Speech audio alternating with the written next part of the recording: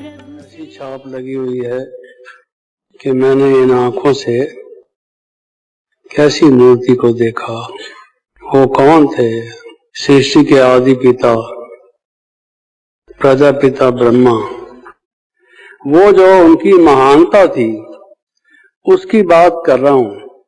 1952 में जब पहली बार मैं संपर्क में आया तो उस कहानी को शुरू से नहीं बता रहा लंबा करके, वो तो कई दिन लग जाएंगे, लेकिन ये कहना चाहता हूं कि मैंने जब बाबा मामा के चित्र को कल्प वृक्ष में देखा, बैठे हुए कल्प वृक्ष में देखा, आंख न जाने दिल पहचाने, ये सुरीतियां ये कैसी, जैसे वो कहते हैं मैं आर्गुमेंटेटिव टाइप का व्यक्ति, तर्क वितर्क करने वाला, लेकिन मैं सरेंडर हो गया कि ये मेरे बाबा और मम्मा हैं।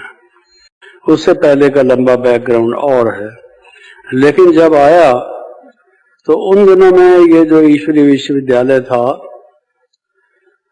ये भरतपुर कोठी में था, क्योंकि ये कोठी बहुत ऊंची थी, उससे सड़क तक आने का काफी बड़ा रास्ता था।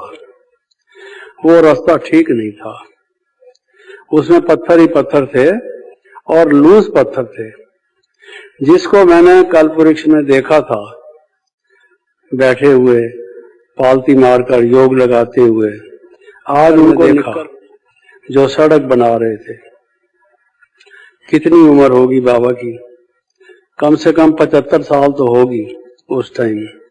ये 1952 की बात है।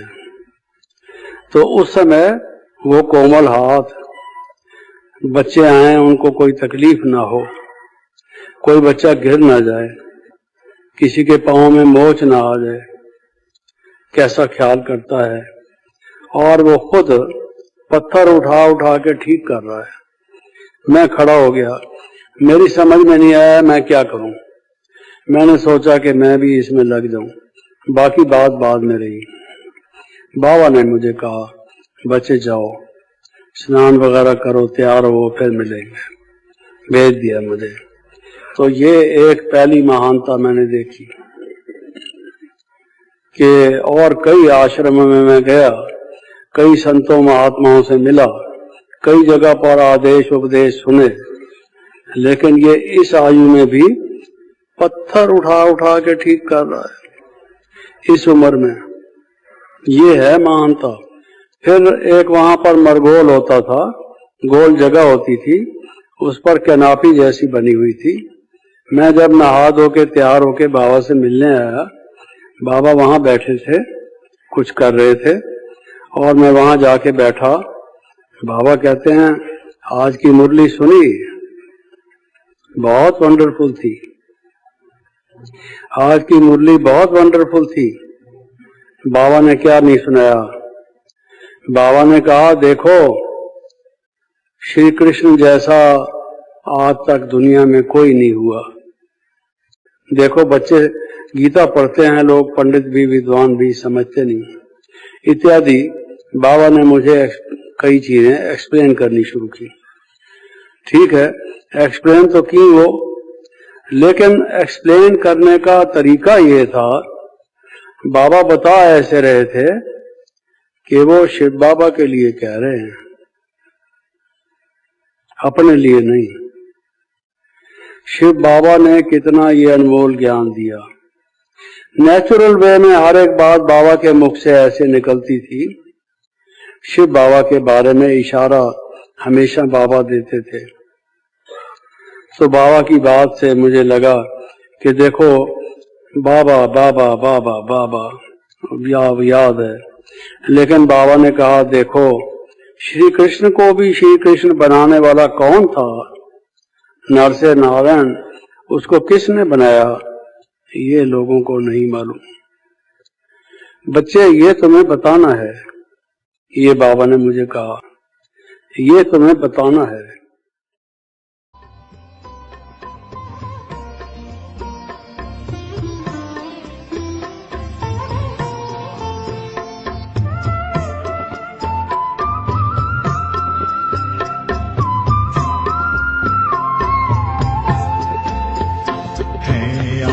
आप दया सिंधु बाबा, दिल में जो हमें समा देते, शिक्षा देते, शक्ति देते, गुण ज्ञान खजाने भर देते, निष्काम आपकी सेवाएं, निष्काम आपकी सेवाएं, उपहार स्वर्ग हमें देते हैं।